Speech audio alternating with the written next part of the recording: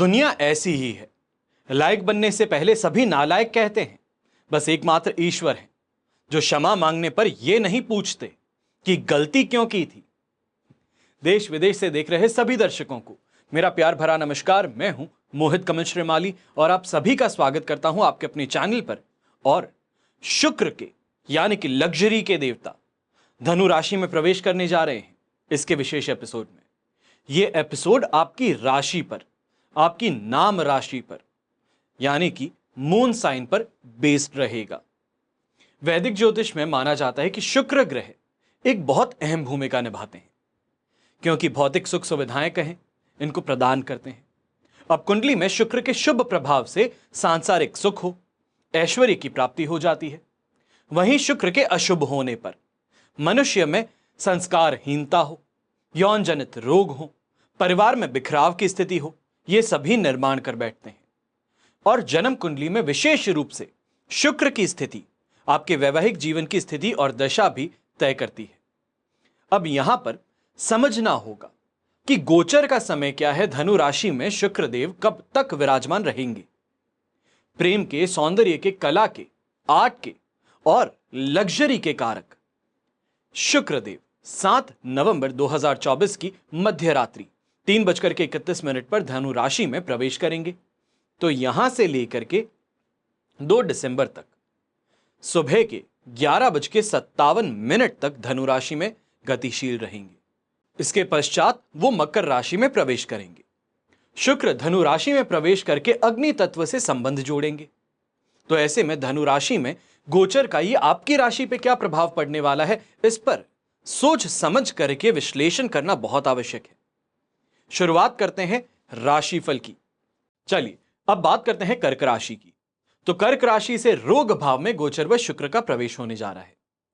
ऐसे में जो आपकी कंपटीशन है, विरोधी हैं, इनकी संख्या में वृद्धि होने वाली है।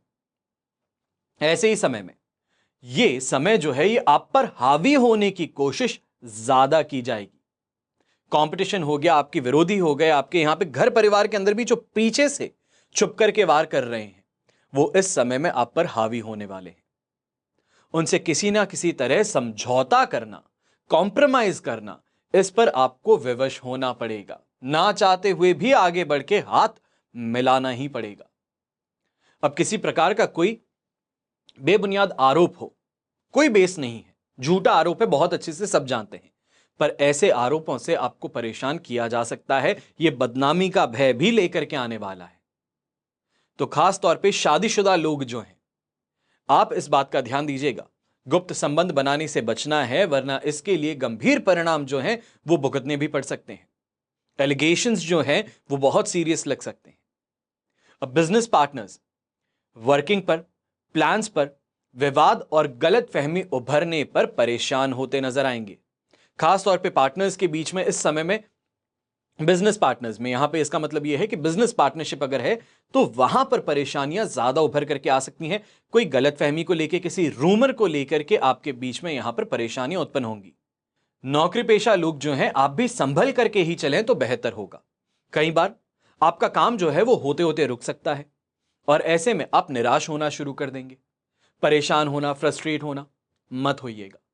सफलता मिलेगी जरूर, पर सफलता मिलने से पहले ये जो टेंशन वाला पीरियड है, स्ट्रगल वाला पीरियड है, ये गुजारना पड़ेगा। अब ये समय अपने शादीशुदा जीवन में भी बहुत ही सोच समझ करके आपको चर्चाएं करनी होंगी। कोई भी बात करना चाहते हैं बहुत सोच समझ के कीजिएगा। हंसी मजाक में या गुस्से में आकर के भी कोई बात कह देते हैं तो अर्थ का अनर्थ होने में देर नहीं लगेगी। ऐसे में उपाय के तौर पे मां कात्यायनी के सफेद फूलों से पूजा करना आपके लिए सबसे शुभ साबित होगा।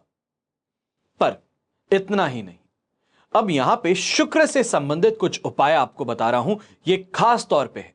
हर व्यक्ति के मन में सांसारिक सुख की इच्छा सबसे ज्यादा होती है। अच्छा घर हो, वाहन हो, वस्त्र हो। यहां पे स्त्री का मतलब यह है कि शादीशुदा जीवन सुखपूर्वक बीते, भौतिक वस्तुओं की कामना करता है।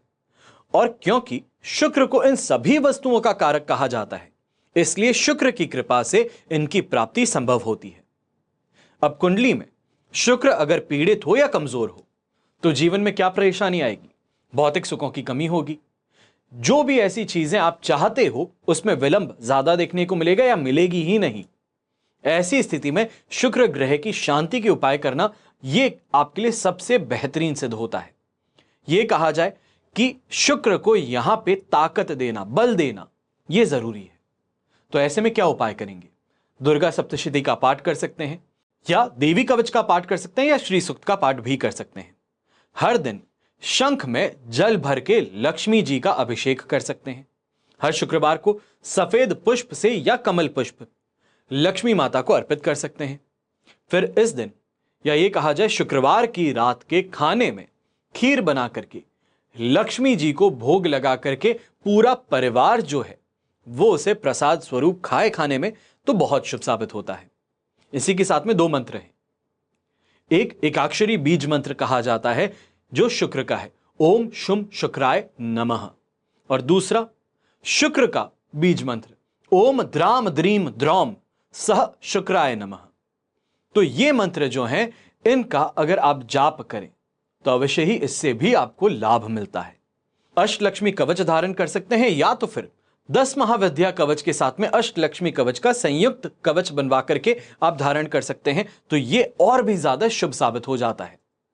हर शुक्रवार की शाम में चांदी, स्फटिक, चावल, दूध, दही, घी, सफेद चमकीले कपड़े, सफेद चंदन, इत्र हो गया, सफेद ज्वार, चीनी, बताशे, मिश्री, श्रृंगार की सामग्री, महिलाओं के श्रृंगार की सामग्री, सफेद मीठी वस्तुएं, इनका अगर आप दान कर सकते हैं तो भी शुक्र का दान जो है यह कहलाएगा, उससे शुक्र की यहां पे स्थिति और ज्यादा बेहतर होगी। कुंडली में शुक्र स्ट्रांग होगा और आपको उससे शुक्र के कारण लग्जरी की प्राप्ति, भौतिक सुख सुविधाओं की प्राप्ति जरूर होगी। अब ऐसे में शुक्र का दान जो है वो भरणी नक्षत्र, पूर्वा फाल्गुनी नक्षत्र, पूर्वा शाढ़ा नक्षत्र, इनमें श्रेष्ठ सिद्ध होता है। शुक्रवार के दिन पुरानी किताबें या फिर पुराने जूते किसी गरीब को दान कर दीजिए, तो इससे भी सोया हुआ भाग्य जाग सकता है। और शुक्रवार के दिन पुराना फर्नीचर है, बर्तन है, किसी जरूरतमंद इंसान को अगर दान में दे देते हैं, चाहे वो हाउस हेल्प है, उसको ही आप दे दीजिए, तो घर में कभी किसी सामान की कोई कमी नहीं होगी। यानी कि जो जीने के लिए, लग्जरी के लिए, लग्जरियस लाइफ के लिए जो चीजों की जरूरत पड़ती है उनकी कमी आपके जीवन में कभी नहीं होगी। लक्ष्मी जी की विशेष कृपा ऐसे लोगों पर बनी रहती है। आशा करता हूं आपको यह राशिफल पसंद आया होगा, और अगर पसंद आया है तो अवश्य इस चैनल को सब्सक्राइब जरूर कीजिएगा और इस वीडियो को अपने दोस्तों के साथ में, अपने परिवार के साथ में जरूर बांटिएगा, शेयर कीजिएगा। हमेशा की तरह प्रार्थना आप सभी के लिए यही करता हूं कि आपका और हमारा परिवार सदैव सुखी रहे, संपन्न रहे, सुरक्षित रहे।